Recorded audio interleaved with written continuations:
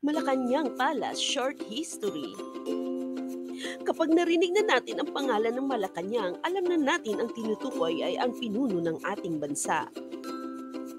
Alamin natin ang maikling history nito. Nabuo ang Malacanang noong taong 1750. Sa katunayan, hindi pa Malacanang ang tawag dito kundi kasita, ibig sabihin small house. Ang may-ari nito ay ang Luis Rocha family na mga Espanyol. Ang lugar na ito ay tinatambayan ng mga kilala at mayayaman na tao. Tinatawag din itong small weekend house at ang Malacanang ay ang ibig sabihin ay place of fishermen. Dito namamahinga ang mga mangingisda. Napakaganda pa talaga ng Pasig River noon kaya naging paborito itong tambayan. Ibinenta ito ng Rocha family at binili ni Colonel Jose Miguel noong taong 1802. At nang mamatay ang colonel at nag-iwan ng last will na ibibigay ito sa gobyerno ang kasita.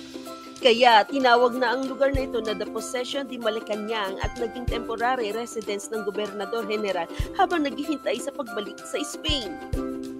Naging official resident ito ng Gobernador General noong 1863. Marami na nabago dito at naparenovate na rin. At ngayon ay ginagamit na ito ng mga naging presidente ng Pilipinas at dito sila maninirahan hanggang matapos ang kanilang termino. Nagustuhan niyo po ba ang ating kwento ngayon? Kung nagustuhan niyo po, please pa-subscribe naman po ng ating YouTube channel na Histeryo and follow us on Facebook page Histeryo at comment down below.